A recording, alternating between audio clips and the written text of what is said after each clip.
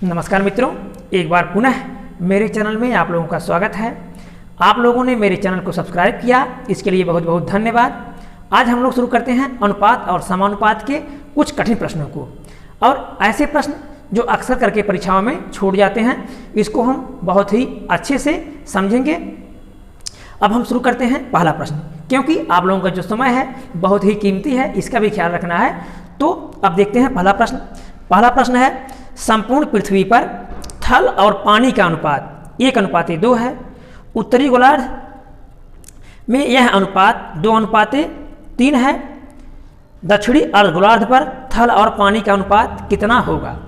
तो प्रश्न में गोलार्ध, संपूर्ण पृथ्वी की बात की जा रही है कि संपूर्ण पृथ्वी में थल और पानी का अनुपात 1:2 दिया है, अर्थात यदि थल 1 है तो पानी 2 है। फिर उत्तरी गोलार्ध में दे दिया है और दक्षिणी गोलार्ध में पूछा है। तो अब हम देखते हैं कि थल अनुपाते जल बराबर 1:2, अर्थात यदि थल 1 है तो जल 2 है। अब उत्तरी गोलार्ध में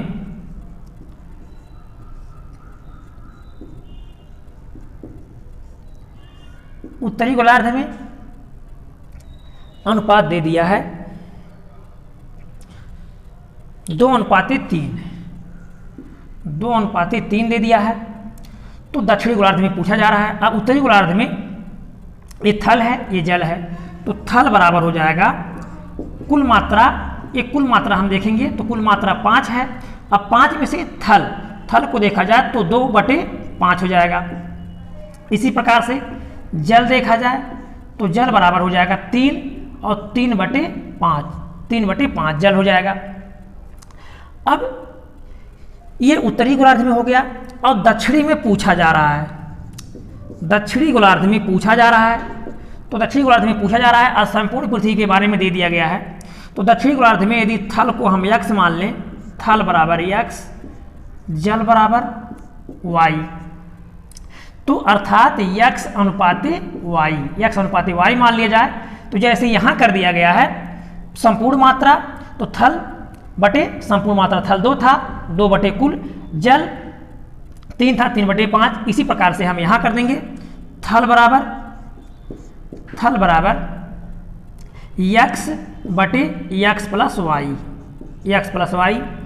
जल बराबर जल y है, y बटे x प्लस वाई। ठीक, अब ये थल और ये थल, हम थल को थल से जोड़ देंगे और ये जल को जल से जोड़ देंगे तो हमको क्या मिल जाएगा? संपूर्ण धरातल पर जल और थल का अनुपात मिल जाएगा।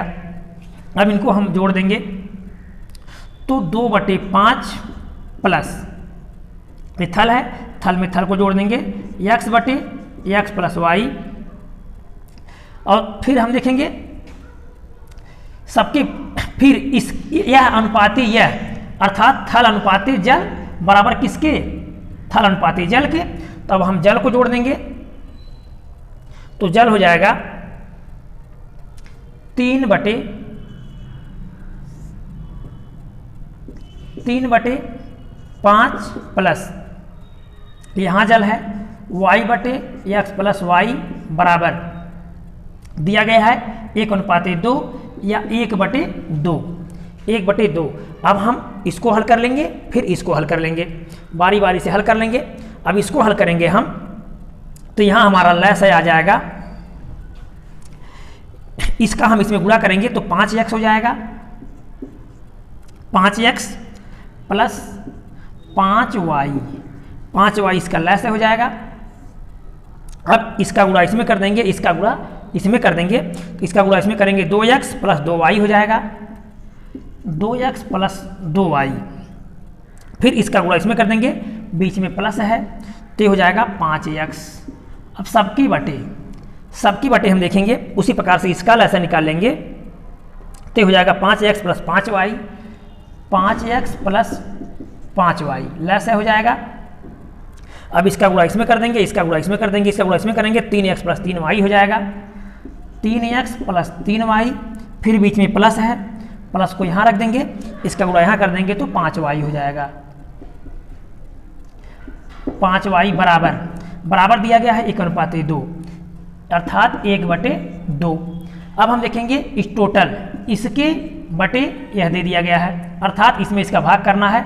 जब इसमें इसका भाग करेंगे तो ये पलट जाएगा, पलटने के बाद ये ऊपर चला जाएगा, अब ये यहीं रह जाएगा, अर्थात इसको हमें ही काट देंगे, इसको यहाँ काट देंगे। अब हमें यहाँ देखेंगे 2x है, यहाँ 5x है, तो 5 2 7x हो जाएगा। 7x प्लस यहाँ देखेंगे 2y है, 2y बटे यहाँ 3x है और 3y और प्लस 5y है तो 8y हो जाएगा। ये 3x plus 8y, 3x plus 8y हो जाएगा बराबर 1/2। 1/2 के अब इसका गुणा इधर कर देंगे, एक का गुणा इधर कर देंगे, तो इसका गुणा इधर कर देंगे तो 7 दूना 14x, 14x प्लस 4y बराबर, इसका गुणा इधर कर देंगे तो 3x प्लस 8y हो जाएगा। अभी 14x है तो 3x इधर आएगा तो हो जाएगा 11x बराबर, ये 4y उधर जाएगा तो बच जाएगा 4y। अब x बटे y बराबर 4/11, 4/11 हो जाएगा या 4:11, तो हमारा उत्तर हो जाएगा 4:11 ही हमारा उत्तर हो जाएगा।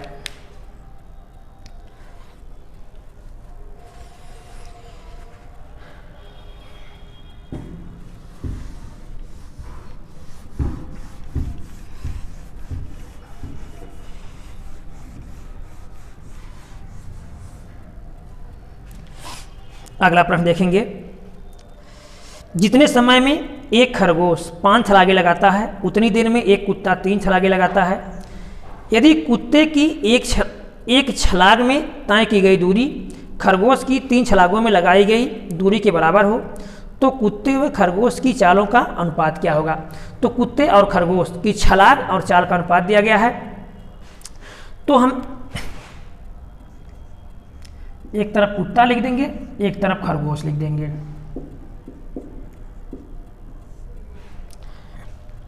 जितने समय में खरगोश 5 छलांगे लगाता है उतनी देर में कुत्ता 3 छलांगे लगाता है, अर्थात इसकी 3 छलांगे, इसकी 5 छलांगे।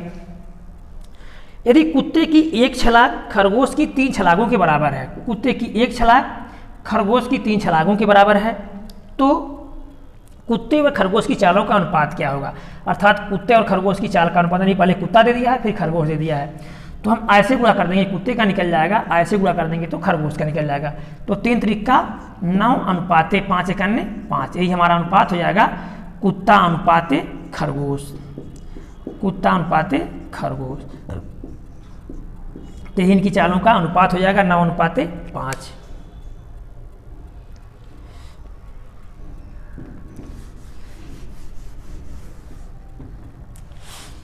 अगला प्रश्न देखेंगे, 5 केले तथा 4 सेब का मूल्य 3 केले तथा 7 सेबों के मूल्य के बराबर है। 1 केले तथा 1 सेब के मूल्यों का अनुपात क्या होगा। 5 केले तथा 4 सेब,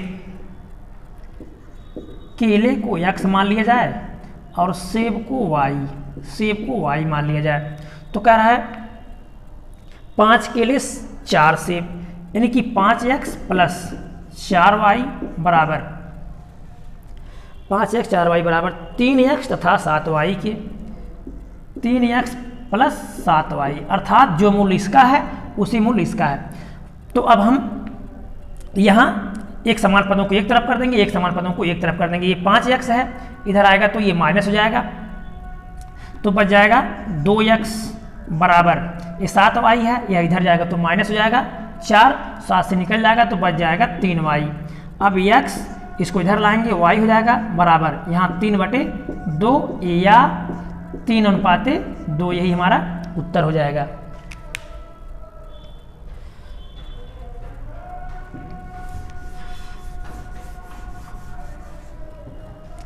अगला सवाल देखेंगे,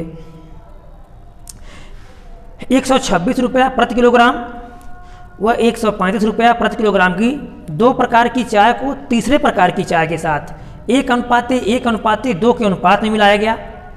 यदि इस प्रकार बने मिश्रण का मूल्य 153 रुपया प्रति किलोग्राम हो तो तीसरे प्रकार की चाय का मूल्य प्रति किलोग्राम क्या है। 2 चाय का मूल्य दे दिया गया है और जब उसको मिलाया गया है तीसरे प्रकार की चाय के साथ तो मूल्य कुछ अलग हो गया है, तो तीसरे प्रकार की चाय का मूल्य पूछा जा रहा है। तो 2 का हमको पता है, तो अर्थात हम कुल का निकाल लेंगे, कुल में से 2 को घटा देंगे तो हमारा उत्तर आ जाएगा। पहली चाय बराबर 126 रुपया प्रति किलो, दूसरी चाय बराबर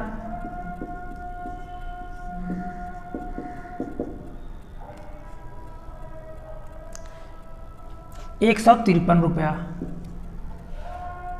135 रुपया। संपूर्ण चाय बराबर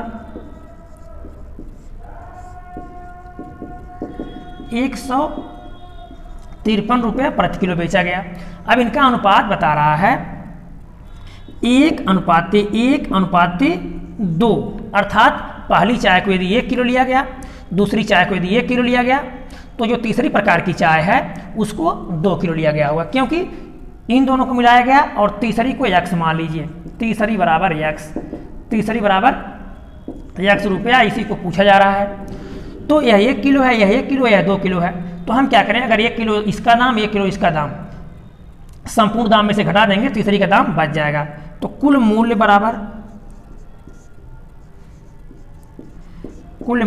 153 रुपया।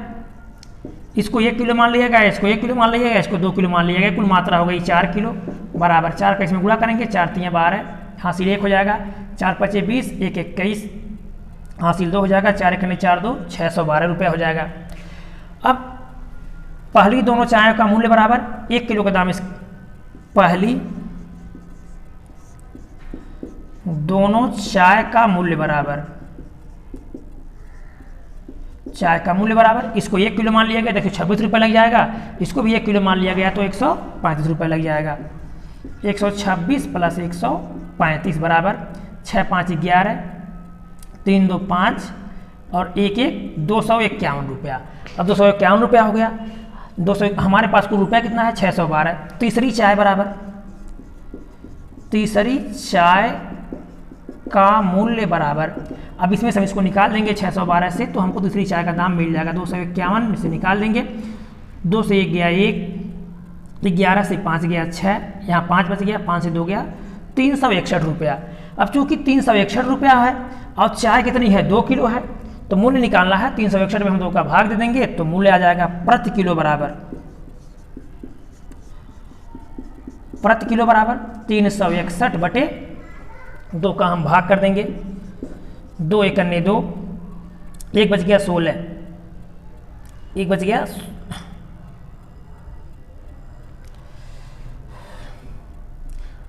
1 11 से 5 गया 6, 5 से 2 गया 361, 2 1 2, 1 16। यहाँ देखेंगे सॉरी गलत हो गया, तो 6 5 11 हासिल 1, 2 3 5 1 6, 261 हो जाएगा, 261। तो 1 से 1 गया 1, 2 से 1 गया 1, 11 से 6 गया 5, यहाँ बच गया 5, 5 से 2 गया 3, 351 हो जाएगा। तो 2 1 2, यहाँ 1 बच गया, 15 2 7 14, 1 बच गया 11, 2 5 10, 2 5 10, 175 रुपया या 175.5 रुपया प्रति किलो हो जाएगा उसका मूल्य।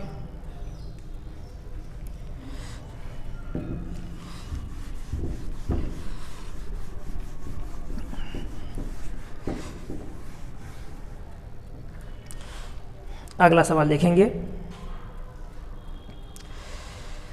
दो संख्याओं का अंतर उनके योगफल का 45% है, बड़ी संख्या तथा छोटी संख्या का अनुपात क्या है? दो संख्याओं का अंतर उनके योगफल का 45%। तो संख्याएं x और y मान लिया जाए, संख्याएं x और y हैं, इनका योग x प्लस y को 100 मान लिया जाए, तो अंतर यानी x माइनस वाई बराबर 45 हो जाएगा। ठीक, क्योंकि पहली बार 100 से घटने पर कोई दिक्कत नहीं होती है, चाहे इतना मानना हो हमको सीधा इसको मान लेते हैं। अब देखिए यहाँ प्लस y है, यहाँ माइनस y है, ये आपस में कट जाएगा, यहाँ एक तो हो जाएगा 2x बराबर 145 हो जाएगा। x बराबर 145/2 हो जाएगा, 2 7 14, 2 दूना 4, 2 5 10, 175 रुपया। y बराबर क्या हो जाएगा, 100 से इसको हम घटा देंगे तो आ जाएगा 27.5। अब अनुपात बना लेंगे, एक अंक दशमलव यहाँ है, एक अंक दशमलव यहाँ है, दशमलव अपने आप कट जाएगा, 5 से काट देंगे इसको, 5 करने 5, यहाँ बच गया 2, हो गया 22, 5 चौका 20, 2, 5 पचे 145, फिर 5 से इसको काटेंगे, 5 पचे 25, 2 बच गया 25, 5 पचे 25, फिर 5 से काट देंगे, 5 दूना 10, 4 45, 5 9 45, 5 11 55, यानी 29:11। तो 29:11 ही उत्तर हो जाएगा।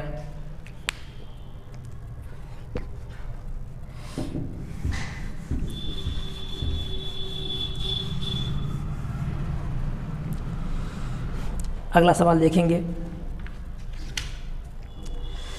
3 व्यक्तियों ए बी सी का कुल मासिक वेतन 30,000 रुपये है। यदि वे अपने वेतन का क्रमशः 75%, 70% और 62% खर्च करते हैं तो उनकी बचत का अनुपात 20:21:19 है। प्रत्येक का मासिक वेतन ज्ञात कीजिए। इस प्रश्न को बहुत अच्छे से हम समझेंगे। तीनों की आय को दे दिया गया है 30,000 है, और उनके जो वेतन है उस खर्च को प्रतिशत में दे दिया गया और बचत को अनुपात में दे दिया गया है। उसको बहुत अच्छे से हम समझ लेंगे। तो तीनों की आय दे दिया गया है 30,000 और खर्च बराबर, खर्च को दे दिया गया है 75%, 70% और 62%, एक खर्च है, और बचत को कर दिया गया है अनुपात में। बचत बराबर 20:21:19, 20:21:19। अब हम देखेंगे यहाँ कोई चीज़ अपने आप में 100% होती है। याद रखिएगा, कोई चीज़ अपने आप में कितना परसेंट होती है मेरे प्यारे मित्रों, कोई चीज़ अपने आप में 100% होती है। ठीक, याद रखना इस चीज़ को, कोई चीज़ अपने आप में 100% होती है। तो 100% होती है। अगर ये 75% खर्च किए हैं तो 25% बचत करेंगे। ठीक, 70% खर्च किए हैं तो 30% बचत करेंगे, क्योंकि दोनों 100 होना चाहिए। 62% खर्च किए हैं तो 38% बचत करेंगे। ठीक, अब हम देखेंगे इसके जगह पर कितना दे दिया है, 20 दे दिया है, और कोई ये अपने आप में 100% होता है तो हम प्रत्येक की अलग अलग निकाल लेंगे। अब ए के लिए 25%, अब 25% का मान दिया गया है 20 के, तो 100 बराबर 20 × 100/25 कर देंगे। 25 चौका 100, 20 चौके 80 हो जाएगा। इसी प्रकार से हम बी को देखेंगे। बी के लिए ये 30% बचाया है, 30% का मान दिया गया है 21, तो 100 बराबर 21 × 100/30 के, 1 0 कट जाएगा, 3 7 21 बराबर 70 की, इसका 70 हो जाएगा। इसी प्रकार से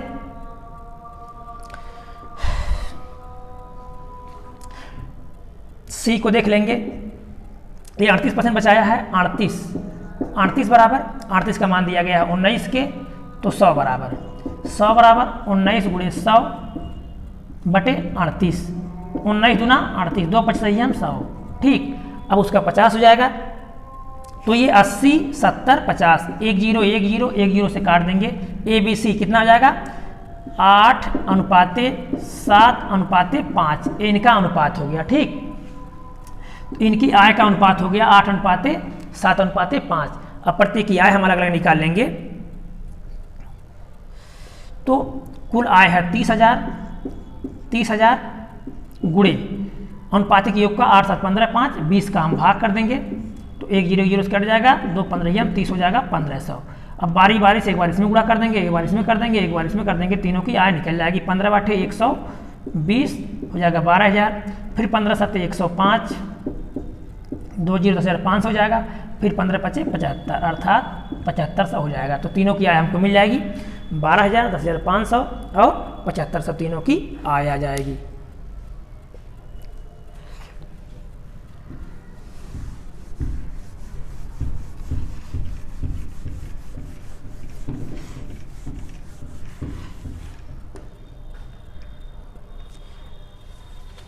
अगला प्रश्न देखेंगे। 3 कारों द्वारा 1:2:3 के अनुपात में दूरी तय की गई। यदि यात्रा के समय का अनुपात 3:2:1 हो तो उनकी चालों का अनुपात क्या होगा।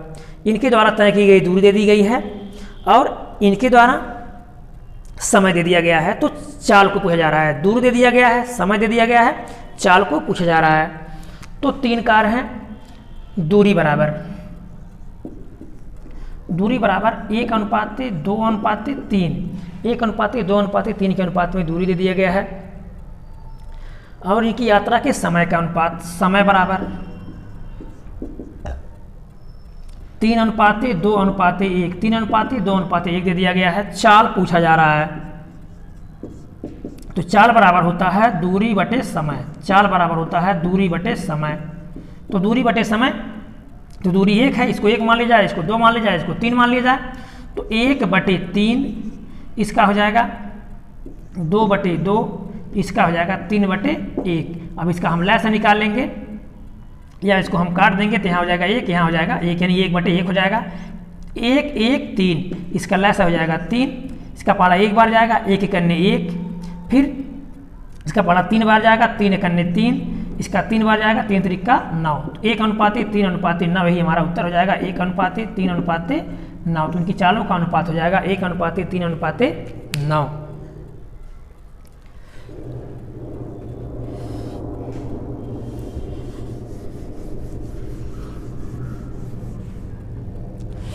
अगला प्रश्न देखेंगे।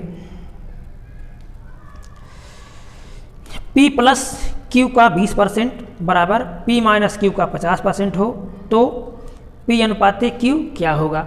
P प्लस Q का 20%, P प्लस Q का 20% बराबर P माइनस Q का 50% हो तो P अनुपाते Q पूछा जा रहा है। अब इसको हम P प्लस Q गुणे 20/100 कर देंगे बराबर P माइनस Q गुणे 50/100 कर देंगे। 100 को 100 से काट देंगे, इसको इससे काट देंगे, तो यहाँ 5 गुणा इन दोनों पदों में कर देंगे और 2 गुणा इन दोनों पदों में कर देंगे। तो 2P प्लस 2Q बराबर 5P माइनस 5Q। अब P को इधर कर देंगे, Q को उधर कर देंगे, तो 2P है, इधर आएगा तो माइनस 3P हो जाएगा बराबर माइनस 5Q है, इधर जाएगा तो माइनस हो जाएगा, माइनस माइनस जुड़ जाएगा, लेकिन आंसर माइनस में आएगा, तो माइनस 2Q है माइनस 5Q है माइनस 7Q हो जाएगा, माइनस माइनस से कट जाएगा। P/Q बराबर 7/3 या 7:3, यही हमारा उत्तर हो जाएगा।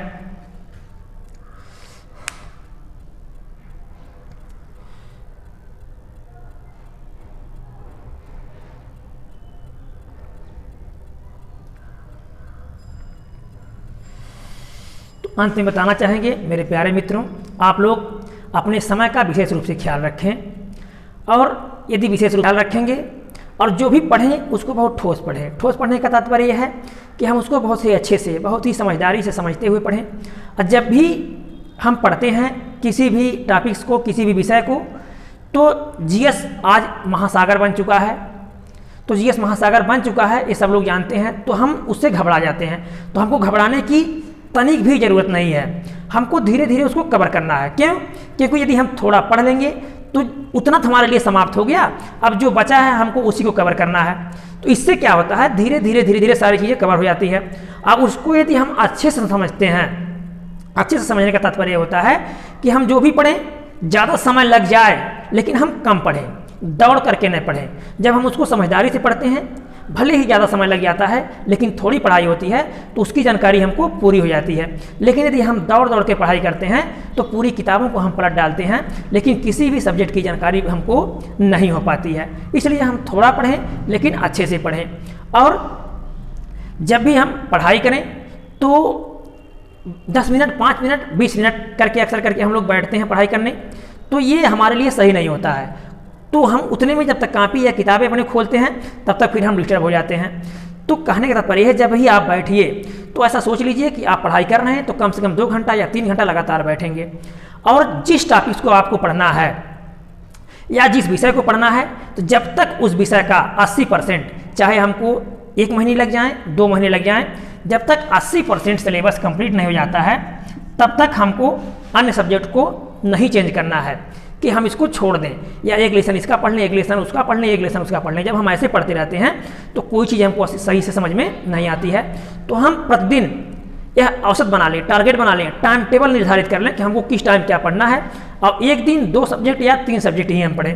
ऐसा जब हम कवर करके चलेंगे तो यदि हम एक दिन में 3 सब्जेक्ट कवर कर रहे हैं, तो यदि महीने भर हमको लग गया या 2 महीने लग गया तो हमारा 3 सब्जेक्ट क्या हो जाएगा, कंप्लीट हो जाएगा। उसके बाद फिर हम अगले सब्जेक्ट को जब शुरू करेंगे तो 3 चीज़ों के बारे में हमको पूरी जानकारी हो चुकी होगी और 3 ही पढ़ना होगा। लेकिन हम लोग क्या करते हैं, समझदारी नहीं होती है, कभी कुछ पढ़ते हैं, कभी कुछ पढ़ते हैं, कभी कुछ पढ़ते हैं। इस प्रकार से सारी चीज़ों का मिश्रण हमारे दिमाग में हो जाता है और कोई भी चीज़ अच्छी समझ में नहीं आती है। ठीक, तो यदि वीडियो अच्छा लगा होगा तो लाइक कीजिएगा, सब्सक्राइब कीजिएगा, दोस्तों को शेयर कीजिएगा।